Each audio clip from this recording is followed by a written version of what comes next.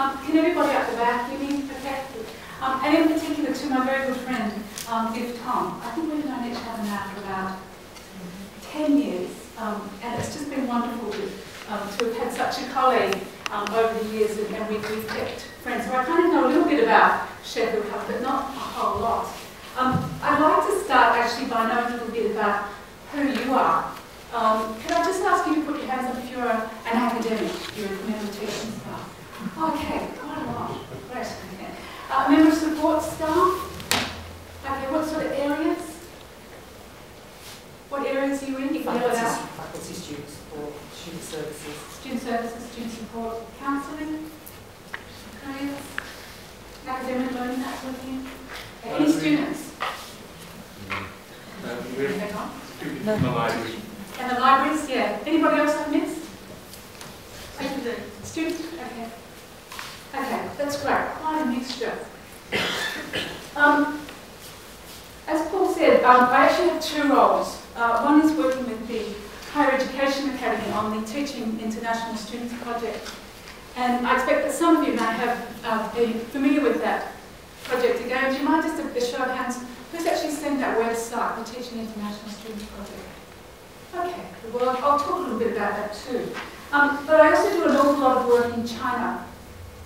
I was an international student myself 32 years ago. That really dates me. In China.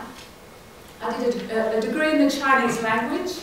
The hardest thing I've ever done in my entire life, but the most enjoyable thing as well. It changed my life. And it takes me really to where I am here today with a passion for this area, and something that I just get so much enjoyment out of every day. Just had a 12-hour flight last night, coming back from a new campus of Beijing Normal University in China, in Zhuhai, which is just opposite Hong Kong. Fabulous new campus. Facilities that you would just die for. It's amazing what the Chinese government is putting into education. And I helped set up a program with a colleague in China and the next student of mine who's now at Harvard. And we've set up a 3-country program, Harvard, Oxford and Beijing Normal University at Zhuhai. And we're bringing young students together as peers. And they are working for the foreign mentors. It's an international internship program that they are paid for. And for the Chinese students, it's part of a summer semester accredited program. And what they are doing is actually working on cross-cultural research projects together as peers. I was only there for the first week. We set up a very loose framework. The students are developing it all themselves. And I was really sad to go because it was so exciting. But it was really incongruous. We had these huge students from Harvard who were on the rowing team, who were just really big, impressive sort of guys. And then we had these sort of fairly quiet Oxford types who were actually a bit of a mixture themselves. One was from Hong Kong, one was from India. And in China, in the first 2 weeks of when you're a fresher, they use the American program, you must do 2 weeks compulsory military service. So all of the Chinese students actually had military uniform on, which looked really strange. And yet there were the most fantastic conversations going on amongst these young people as peers that was just blowing me away. And I think this is why it's really nice working in internationalisation, because there are now so many interesting, wonderful, creative, innovative things going on. So I just kind of like to frame that as part of my approach in talking about internationalisation as an opportunity for more creative, more exciting, more inclusive learning for all of us, including teachers, including support staff. And what I want to talk about is the fact that our contexts are actually changing very rapidly, and I don't think we've really seen anything yet. This provides challenges for teachers, for support staff, for international students, and for the home students that they sit alongside. And we need to talk about those. And we also need to talk about, in a very frank and open way, I think, what are the implications for our practice, but what are the opportunities for our future practice? And I'd like to talk very briefly about the TIS project, the Teaching International Students project.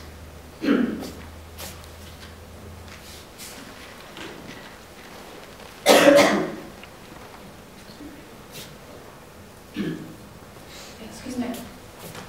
I originally come from Australia, where we now have something like 25% of our overall student body now being international students. I used to work at Monash University, Australia's largest university, with 55,000 students, and over 10,000 of those students were from China. So you can imagine the changes in our learning context and in the way that we had to approach teaching.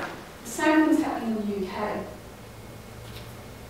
In the UK, we now have 17% overall of our students, international students. They are, however, predominantly in postgraduate courses. At undergraduate level, it's about 14%. Very large numbers at the postgraduate level, particularly amongst taught masters, PGT programs, where often almost the entire cohort will be international students. And of course, that really changes the nature of the classroom, how students need to interact, and what we need to do. We also know that there are other aspects to internationalisation, with joint programs, with offshore programs, with transnational education, or TNE, where a student is enrolled, lives overseas, but is enrolled in a British program. Now, interestingly, last year, the number of TNE students doing UK degree programs was actually larger than the number of international students here in the UK. So in total, we've now got about 1 million international students learning at UK universities. At the undergraduate level, they're not always picked up in the figures because of domicile. They may have done their A levels here, so they won't actually be picked up as an international student. So the figures are about 350,000 in theory. In actual practice, we have about 500,000 international students here in the UK.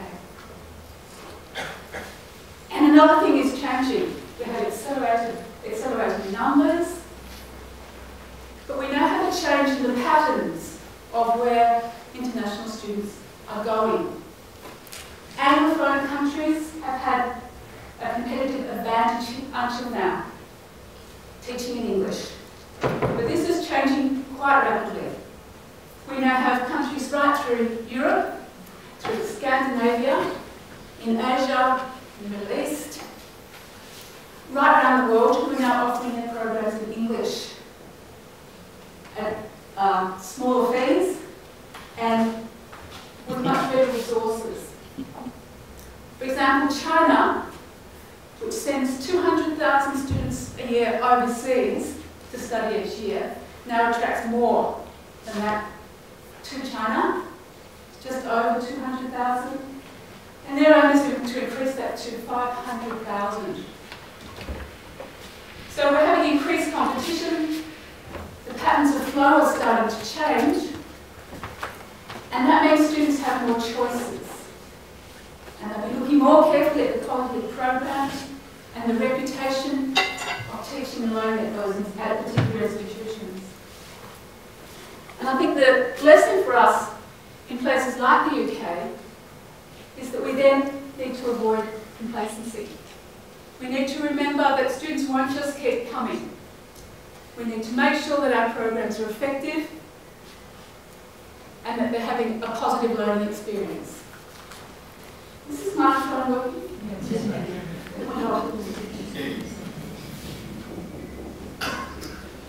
So despite those massive changes, and changes that are likely to accelerate, I think, generally speaking, we're still teaching in pretty much the same way that we always have. We do a little bit of experimentation, but I think that essentially the pattern has been a one-way flow of information. the patterns of movement around the world have been from developing countries to developed countries. And that's beginning to change. If you look at the statistics, that's beginning to change quite rapidly. And so our approach has been pretty much, well, we need to teach them how to learn in the British way, in the Western way. And we expect them to adapt and be successful in the ways that home students will be. But if we have massive changes happening worldwide, we have massive changes to geopolitical conditions.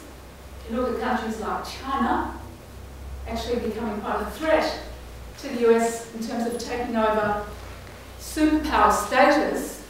We've got all the BRIC countries now, massively increased economies, huge resources they're putting into education.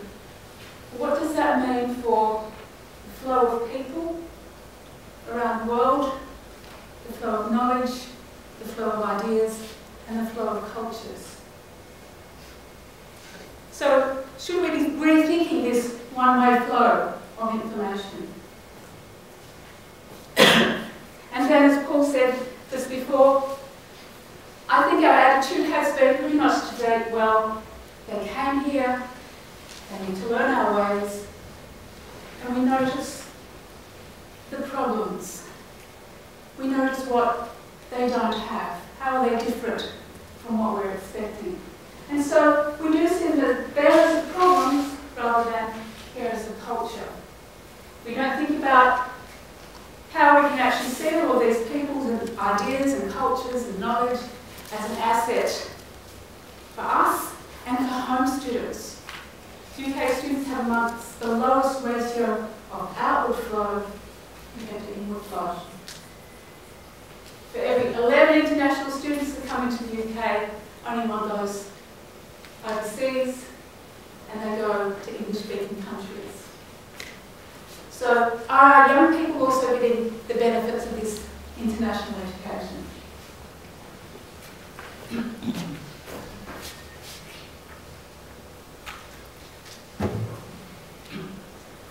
And again, in terms of how we might need to rethink what we're doing,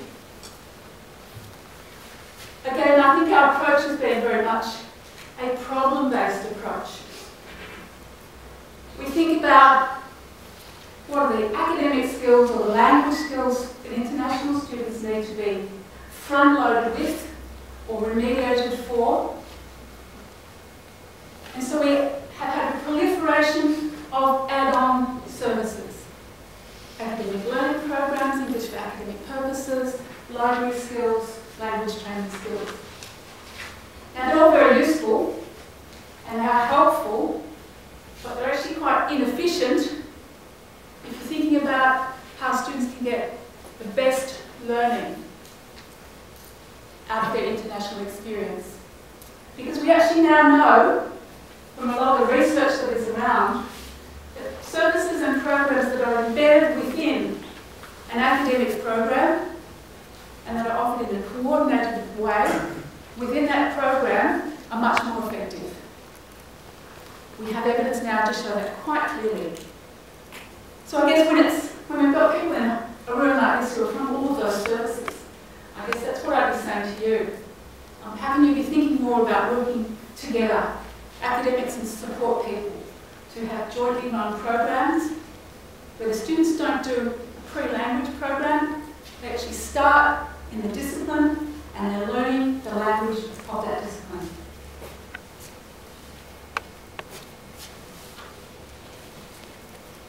But there are challenges involved in this, and I've taught international students for more than 15 years now, and I certainly know that there are challenges. There are certainly challenges, particularly when we're starting to get quite large numbers of students. And I probably don't even really need to tell you what these are. You know them. But I've looked at the research for a very long time now to think about, well, what are these major challenges? And to me it seems really clear what they are. And moreover, people say the same things regardless of what country they're in. Whether they're in the US, Canada, New Zealand, Australia, the UK, France, Germany, Scandinavia.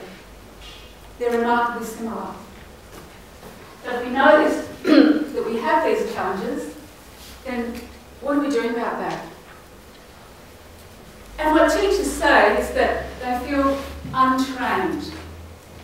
They really want to do the right thing by their students, but they really don't know how to operationalise the policy of internationalisation. How do I do this in my classroom next week with this group of students? With a focus more on research, teachers often say, well, I actually put in a lot of time and energy here, and I often don't feel I get rewarded or even recognised for the extra work it takes if I'm supervising a PhD student who's from a non-English speaking background. And I've got 30 essays and half of them write this week. It takes me longer. Where's the reward? And I think too we have many misconceptions about international students. There are many myths around about international students that are not based on proper research.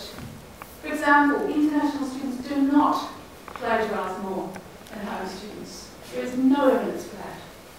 They do get caught more.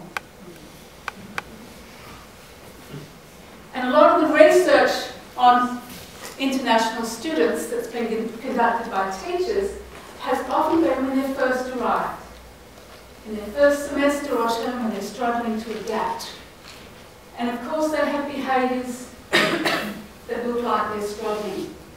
And I can tell you from my own experience, my first semester when I was trying to learn about Chinese literature and the Chinese language, and I did the same kinds of things that I see in newly arrived students.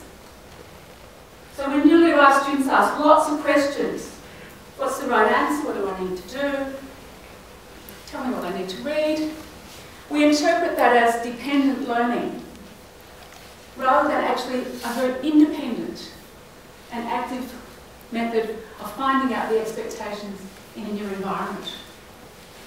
Or they might do what I did, which was go very quiet, even if I knew the answer. And international students say, I know the answer, but I can't get the words in the language quick enough. And I don't want to sound stupid. It took me 6 months to open my mouth in a Chinese class, and that's what happens here too. So we misinterpret behaviours that we're seeing. It may not be what's really going on. And you only often find out what's really going on by talking to the students.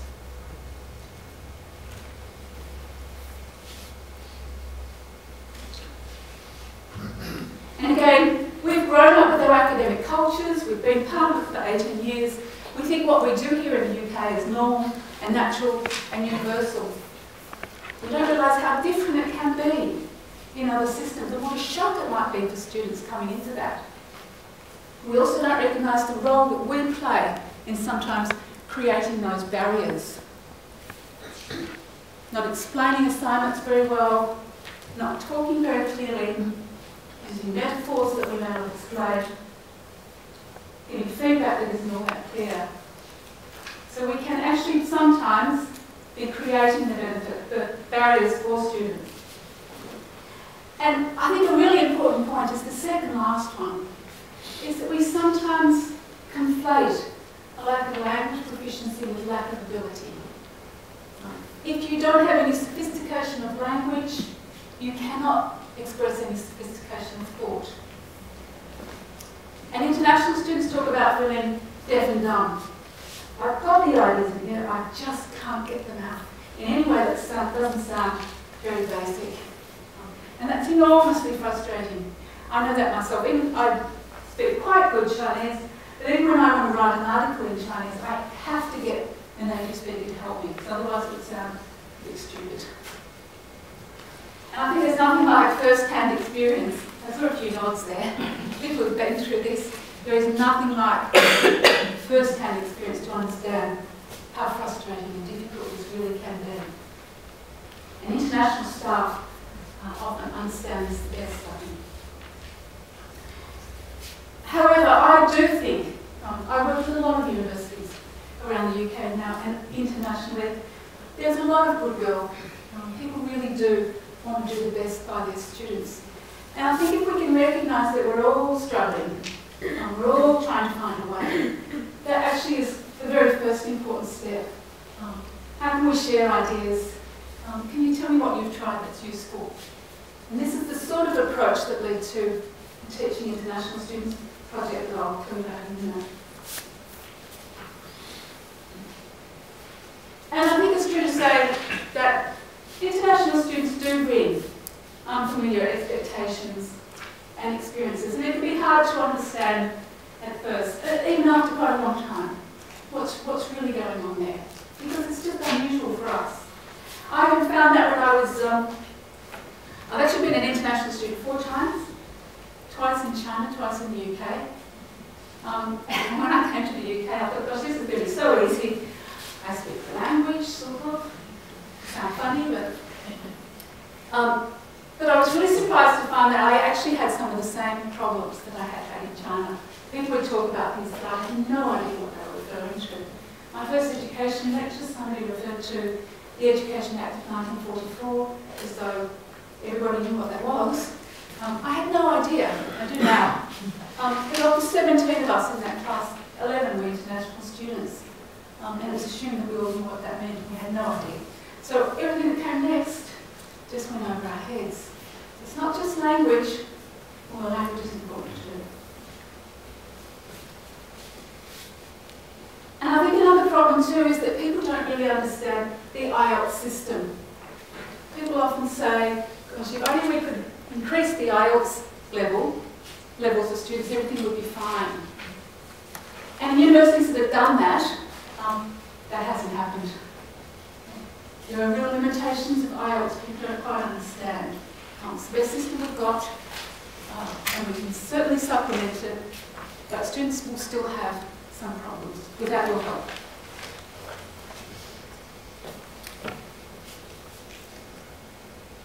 And I think our attitudes here are really important. We can just understand and think about, well, whose responsibility is this? If teachers think this isn't my problem, the student's got a problem with their language, I'm going to send them off to the language centre, or I'm going to send them off over here. That's actually just not an efficient way of doing things. If you work together, and I'll talk a bit more about this when I talk about the project, it's actually much more efficient and much more effective rather than sending people off. That can actually make things worse.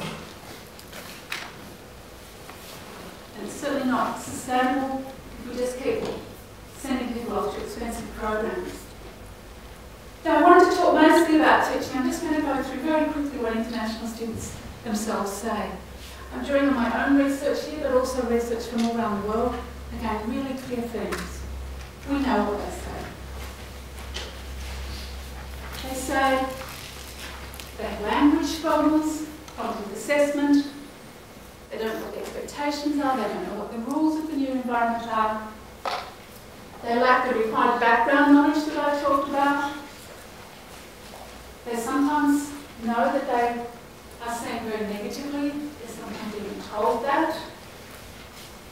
They do have difficulty participating in making friends.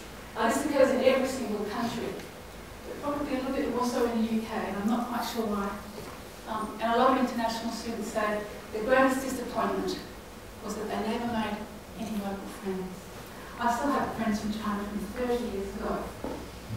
So what are we missing out on for our home students as well?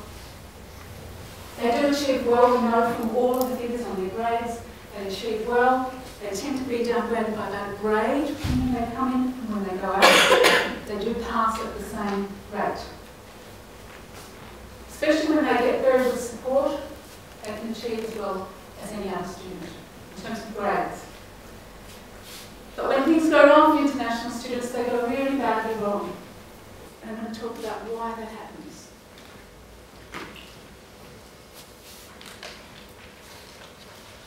So I think for us there are a number of issues that this data about research throws up for us, particularly in the context of changing conditions. And I think we need to be thinking about these. Does the front-loading or the add-on approach actually then give us a negative view of students that they have to somehow be fixed up? And does that actually take responsibility away from teachers? Does that mean that our teaching doesn't actually change and improve for all students to make it more cross-cultural and more inclusive? And I think too, often in programs there's a lack of connection between different areas of the university. People in support services, including libraries, will often have very good understanding of international students through working with them personally. And so will teachers, but we don't share that information. And so at Monash there was an institutional policy that everything had to be coordinated. I had to teach half my programs with support staff in some way. Very difficult at the start, but absolutely fantastic at the end. If we can share our resources, we just make so much more of the teaching. So I think there's a lack of connection across universities, and I think there's a real negative focus on issues to do with plagiarism, for example, and a real focus on getting skilled up in paraphrasing rather than actually understanding how to use sources and how to use other people's ideas. And I don't think that we embed our approaches enough within a discipline. What does this mean in biochemistry? What does this mean in engineering? What does this mean in psychology? Because it means different things for different people in different areas.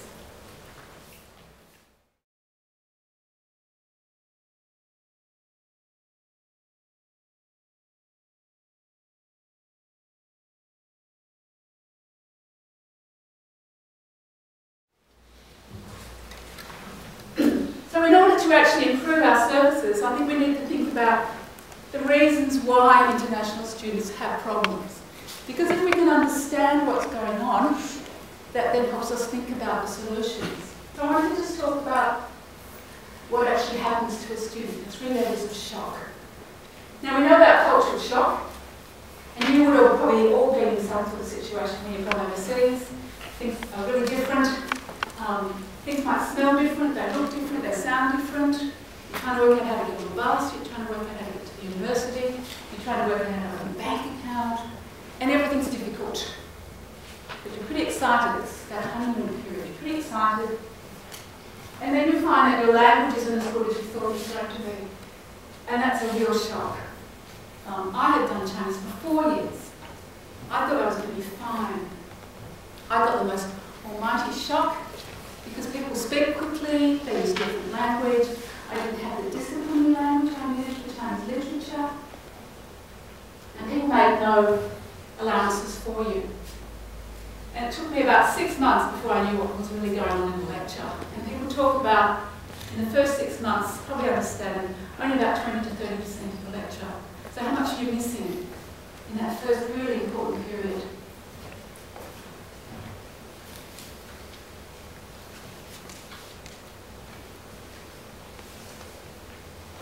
And of course, language is how we assess students.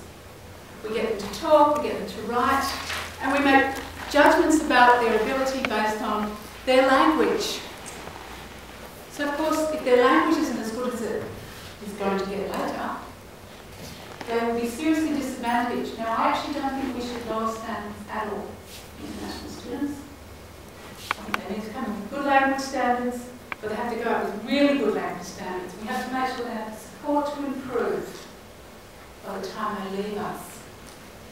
But we need to recognise that they need support because language is developmental.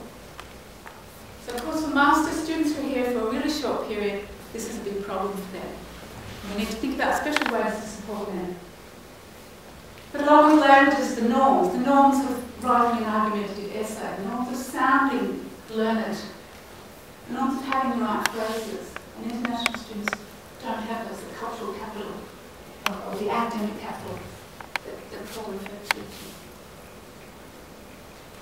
And this academic shock, knowing how to write an essay, knowing how to participate and interact with others, this persists. The cultural shock you get over, the language shock gets better, the academic shock tends to persist because they don't know the rules of engagement, they don't know the ways of writing an academic essay, of giving an academic presentation, of analysing data, or coming to a conclusion.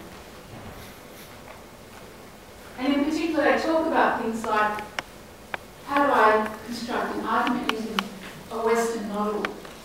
And they feel seriously disadvantaged by this and undervalued, because they've probably been very successful students in their own system, and they've learned the ways of that system. And then suddenly, that's not valued anymore.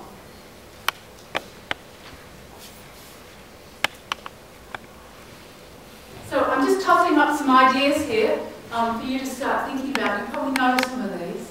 But the question is always, well, what do we do about that? And in setting up the Teaching International Students project, we're actually trying to get beyond problems.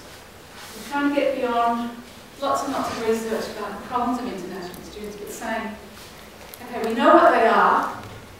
How can we start sharing ideas? How can we get all the research out that we know tells us about successful teaching and learning practices?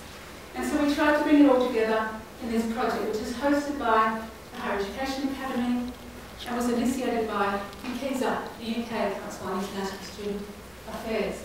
And I'm not going to go through this in a whole great load of detail, because you can have a look at this afterwards.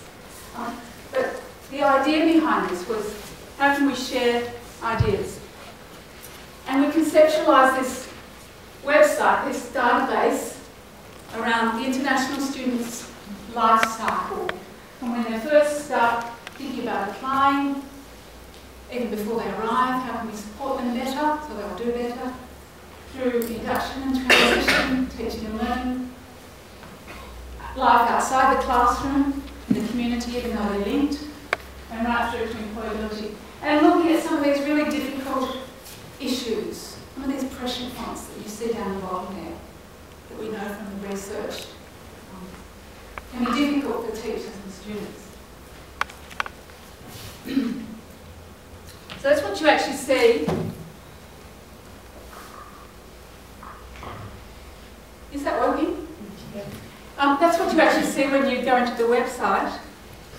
And you'll find a whole lot of resources around each of these areas. So critical thinking, for example, what we've done is brought together a whole lot of the most recent research in this area, looking at the different cultural approaches to critical thinking, what we mean by critical thinking, what do students think that this means. Some people have a misconception. So I'm going to start working. Can you hear me all right? Yeah. People have a misconception, for example, they say in Chinese there is no word for critical thinking. No, there isn't, there's many. I can think of at least 15. Reflective thinking, self-reflection, evaluation. What do we mean by critical thinking? So in each of these we actually provide some information for a beginner about what might be some issues here, right through to more experienced people who might want the latest research. So it's a database of resources on all kinds of issues. And we've also got case studies from international students and staff themselves. So I'm going to just read that one for a few moments.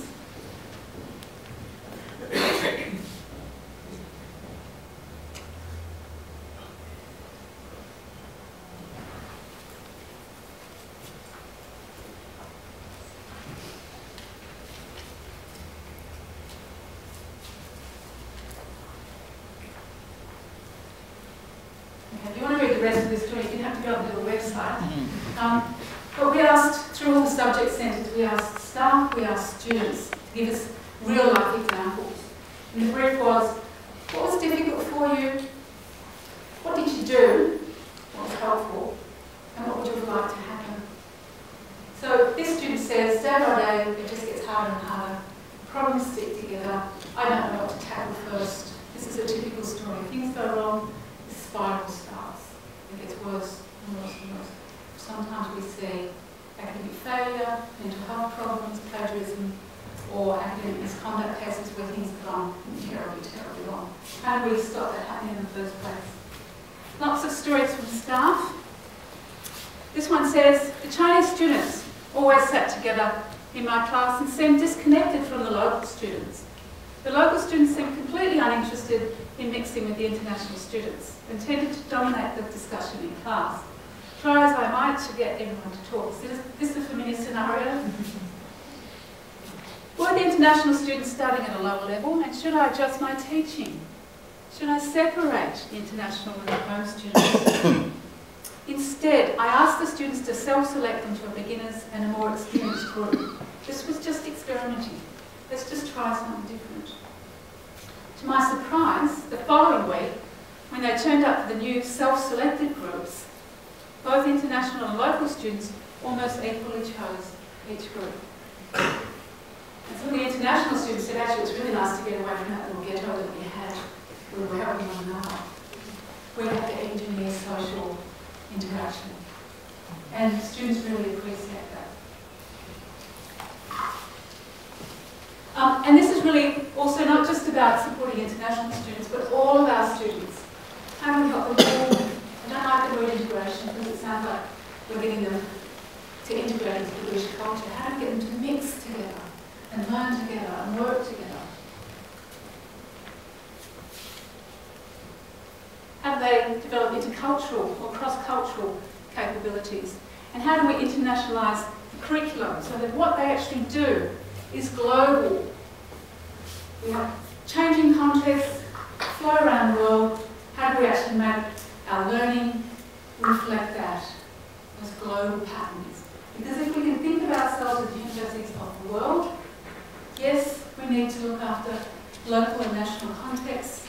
But if we think about ourselves and our students as being part of the whole world, that actually helps us then think through what do we do and how do we do it. And I know that Catherine Montgomery will be talking more about this afternoon. So, for me, I think it's a matter of actually changing our mindsets about learning. Not teaching people the British way, the Australian way, the Canadian way, but thinking about two-way internationalised learning. Because I think truly internationalised learning is a two-way endeavour between and across cultures. International students can be a source of international learning for us and for our home students. And an opportunity for understanding between cultures, particularly as the world is becoming a smaller place. And at Zhuhai, when I saw these young people together, they actually started talking about geopolitical challenges. America's terrified of China becoming more powerful. China's terrified of the US. I always say that the US fears China, the UK ignores China, and Australia needs China for its economy. So we have to think about all of those things that are still in our mindsets when we're interacting between cultures. The next students we're talking about is really honestly and openly. And they can do that. We give them the conditions and the opportunities. And I think too it means that we have to start thinking about internationalisation, not just as a Western endeavour, as our gift to the world, but much more a mutual endeavour. And I'm just going to, we wanted to learn something from China. Talk very briefly about China two ways. We wanted to learn something from China. And I'm only talking about China because that's where I know what would that look like. And I'm only talking about China. I've done a lot of work in this area of project. I've done a lot of, and I've kind of come up with this 3 decades dichotomy from these descriptions of learning in China and the UK. Descriptions of learning in China and the UK. I'll just put out look at those for a minute.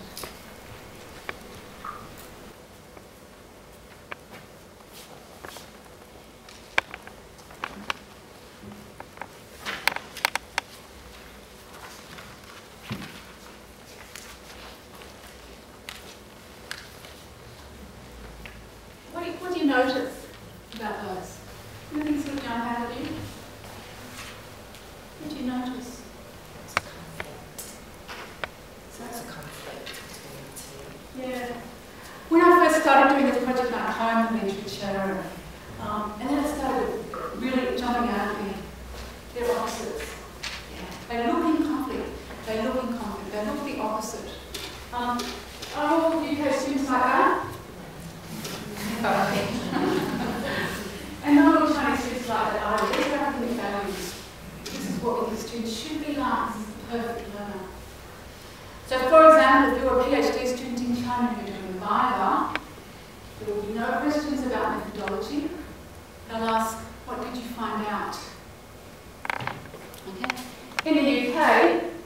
be much more important is your methodology. How do you know that? Different values. In China, the best student doesn't criticise others openly. You're humble, you don't boast, you don't embarrass people, and you will say things in a way that won't actually put anybody else on the spot, but you will still be quite questioning. And in China, critical thinking involves reflection on the self. Confucius said 2,500 words. In order to understand the self, one must first understand the other. What a profound thing 2,500 years ago. That we actually learn who we are by operating with people who are different from us. And what can we learn? What can we learn? If we start bringing all of those together in a transcultural approach, and actually start doing all of those academic values, what would learning look like?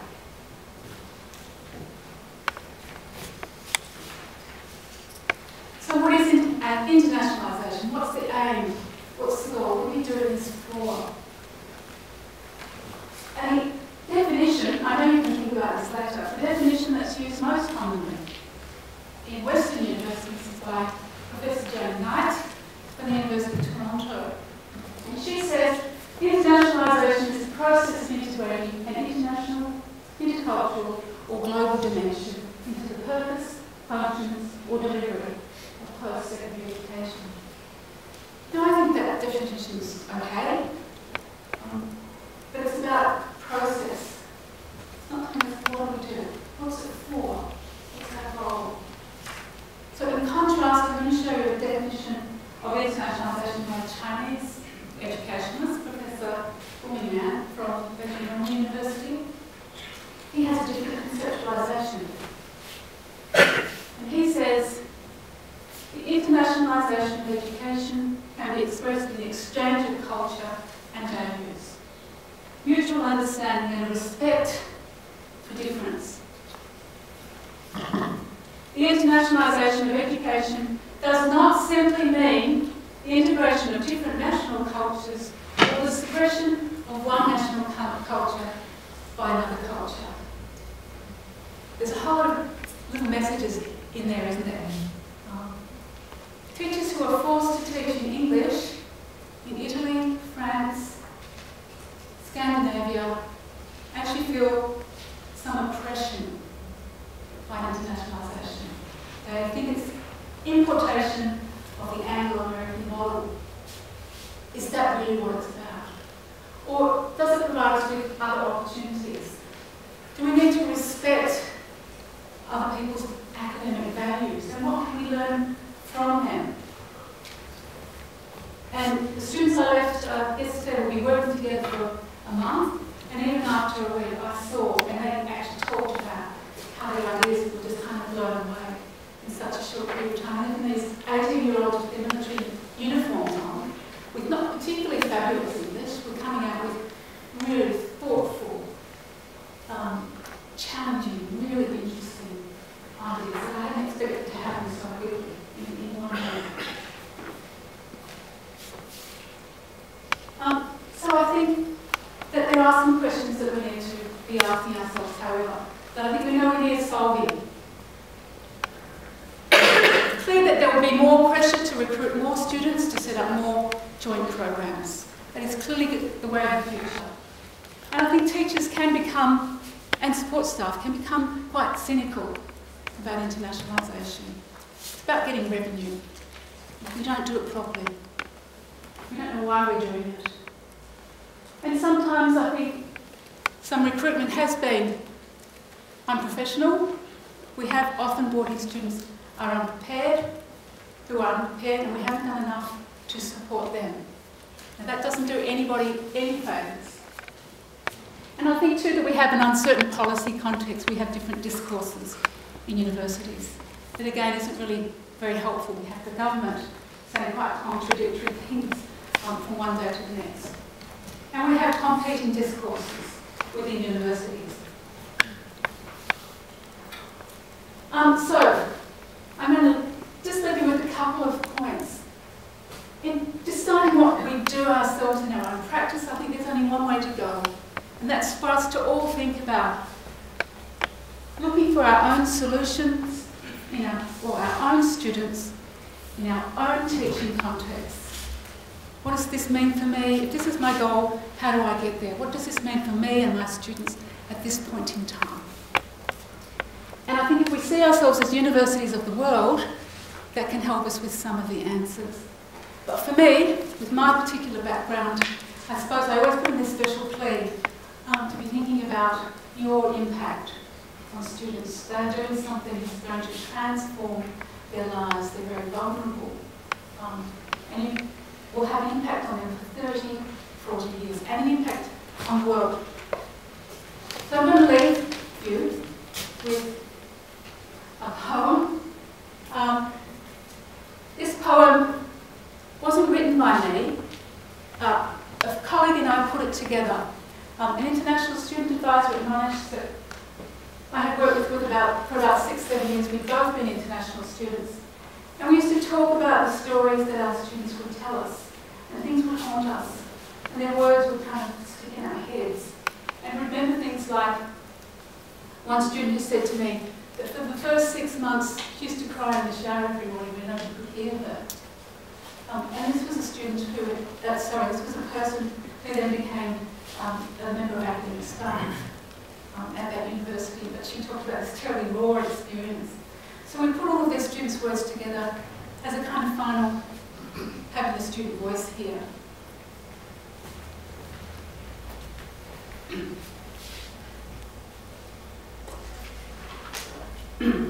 So I'll read this to you.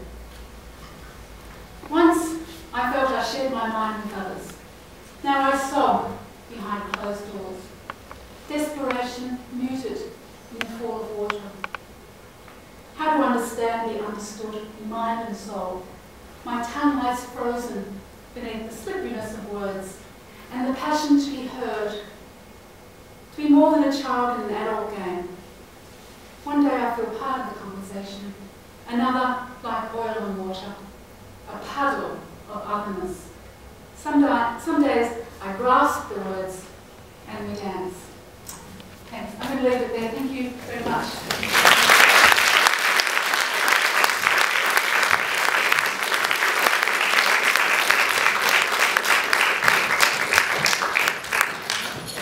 Thank you so much, Janette. I think that's a really wonderful keynote.